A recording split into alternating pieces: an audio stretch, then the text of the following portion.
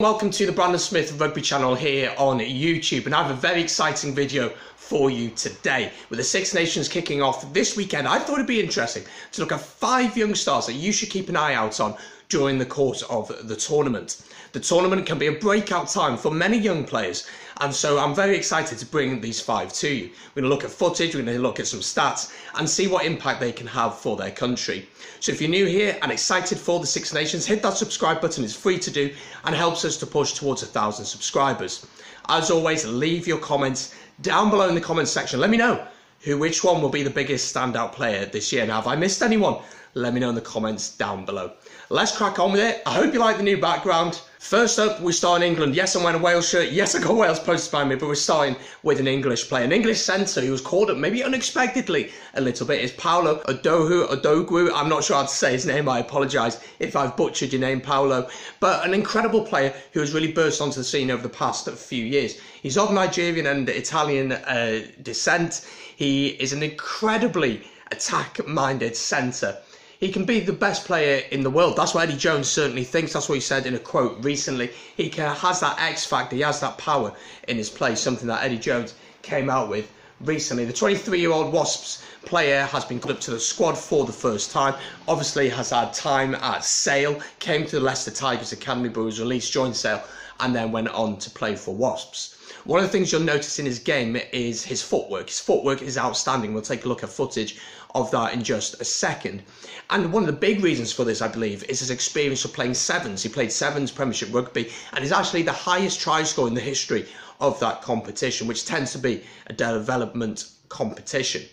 So someone very, very exciting to see play for England. How much game time he'll really get, I'm not too sure. Let me know down in the comments below. Would you potentially start him? Very excited to see him. He's one who likes to get the ball in hand, is powerful as well, so he's able to get past defensive with footwork and power. Let's take a look at some footage of him and see what he'll bring to this England team. What can we expect from Paolo during the course of this Six Nations?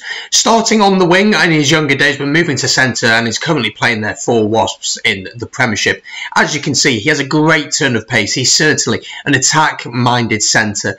Having played sevens as well, it's developed his footwork, and his physical development has also taken a massive growth spurt. He is an absolute animal. He's been playing in the Premiership for a couple of seasons now, and he has that sniff for a try. He knows where the try line is. He's confident. He backs himself to go for it, and that is something maybe that England need, as they are such a physical team and play through the forwards. Let me know down in the comments below what you think about Paolo, and let's move on to the next player. Next up is Wales winger Louis Rees-Zammit. A lot of fanfare about this guy, but rightly so. An incredible winger whose biggest asset truly is his pace. He is electrifying. Someone who can beat defences for fun. He was called up to last year's Guinness Six Nations, but did not play. But in the Autumn Nations Cup, he got his first 3 caps for his country and scored a try against Georgia. The kid is incredible. For Gloucester, he's been their standout performer in a very poor season for them. It's been a struggle for Gloucester, hasn't it? But for him, in 17 career matches, 11 tries. That's an incredible stat. And someone, surely Wayne Pivac, has to ensure plays this Six Nations. With Liam Williams ruled out for the first game through suspension, could Wayne Pivac turn his attention to the Gloucester man? It'd be interesting to see. He's 6'3", so he's got that height. So in the air, he's a decent. But anyway, let's take a look at some footage of Louis Rees-Zammit. Let me know down in the comments down below what you think of it.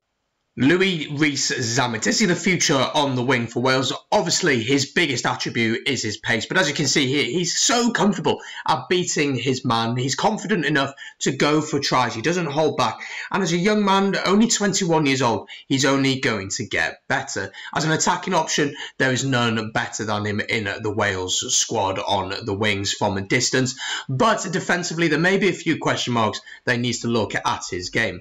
He has played at fullback in the past as well, so that is an option. It'll be interesting to see whether Pivac will pick him to start against the Irish, but hopefully we'll see him get some good game time this campaign. Next up, we head to Italy, and this player is an unknown quantity to many, and to me certainly, when I first did some research. Nicole Canone, the Italian lock, plays for Benetton Treviso, and last year came into the squad for the first time and played pretty well in a very disappointing Six Nations for Italy. And you'd have to assume that this year is going to be extremely difficult with the losses of Jake Pelledri, Bramstein and Minozzi, all out of the tournament for various reasons. But he's a big, tall lad, he's powerful, he likes to get ball in hand, we'll see that in a second. And also, he's a bit of a leader as well. He talks quite a lot on the pitch for Benetton, and last year for Italy, he spoke. He was very vocal. He urged his teammates along, he gave instructions, you could hear him on the pitch, and that's something we're going to hear a lot more of this year, obviously because stadiums are going to be empty. First up, Italy have France, which is going to be a tough game, but hopefully we'll see him with a little bit of ball and see what he can do in this tournament. But Nicolo Canone is the Italian on the list. Next up on the list is a controversial one for England and Scotland fans. Cameron Redpath is the person we are talking about, the 21-year-old centre playing for Bath and, of course, is now in the Scotland squad. A lot of talk about who would he pick. Would he pick England or would he pick Scotland? That was the big debate, wasn't it? But he did go with his father's country, the country that his father played for 60 times and also captained the team many a time as well. He's a tall lad, powerful, a great step, and he's been a prodigy, a rugby prodigy for years. There were talk about him. I remember about 5 years ago, people were talking about this guy as the next big thing. Of course, he went on tour with Eddie Jones and England to South Africa in 2018 as a schoolboy, but didn't even play once for England out there, but got the experience, which is something he'll certainly be able to take into the Scotland camp.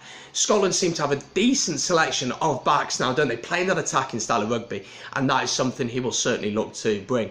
I think he's one of the most exciting on the list here to see what he can do this year. Bath, of course, have been struggling this year. They just lost heavily to Bristol last weekend, but I'm excited to see what he can do in a Scotland shirt, just not against Wales. Let's take a look at some footage of Cameron Redpath. What a decision this young man had to make, picking Scotland over England. Has he made the right decision? Well, be sure to let me down in the comments down below, and I'm sure time will tell on that one. He plays for Bath. He's played 16 games over the past season and a bit, scoring 2 tries. And as you can see from this footage, over the past few years, he's had a meteoric rise from playing schoolboy rugby all the way to club rugby in the Premiership. He's confident with ball in hand, he's got a great step, he's comfortable at beating defenders for fun and a fantastic turn of pace. He's also very aware of who is around him, knowing when to pass and knowing when to take the ball into contact. Has this Six Nations come too early for him? Be interesting to see what he can do, but the former England under-20 international is surely one for the future. Let's head over to France. Allez le bleu, jouez, jouez. Let's head over to the French. And an injury crisis is maybe going to give this youngster an opportunity to play more than he would have expected. Vakatawa, the centre, the Fijian-born centre, is an incredible player, but unfortunately will be out for the whole campaign through injury. Untamak, who would start at 10 usually but can play centre, is also injured for the first couple of games at least. So the youngster we are looking at is Arthur Vincent, a young centre playing for Montpellier in the top 14. He came through last year in the Six Nations squad, making his debut and impressed so much in round 2 against Italy that he actually kept his place for the next game, where Faku then had to go onto the wing as Vakatawa came back from injury. He's going to be a really exciting player. He's powerful, he's exciting, he's comfortable on the ball, and he puts in a shift defensively. He's someone certainly to keep an eye out on. French fans, if you're watching, let me know a bit more about him down below. I'm not too clued up on him, but I'm really impressed by what I've seen so far. Let's go on to the last one. It's time for the Irish. And finally, and certainly not least, it's time for us to take a look at an Irish youngster who hopefully will be shining this year for them. Actually, he's not the youngest on the team. He's actually the oldest on this list of players. He's 24.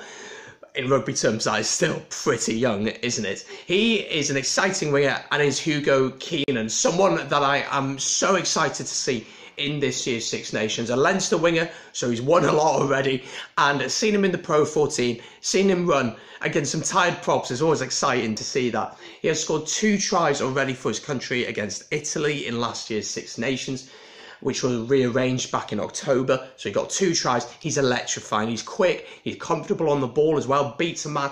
And actually puts in a shift defensively, which is something that a modern winger certainly needs to be able to do, is be able to hold their ground and put in that shift defensively. And that's something that he is doing. Comfortable in the air as well. and also a nose for the try line, of course, as any good winger should have. He is someone that could really sneak into this team with the likes of Stockdale out injured for at least the first couple of games. Could he push his way in there, or will Farrell go for someone like Keith Earls on the wing to open up? Irish fans, let me know down in the comments below how excited you are for him.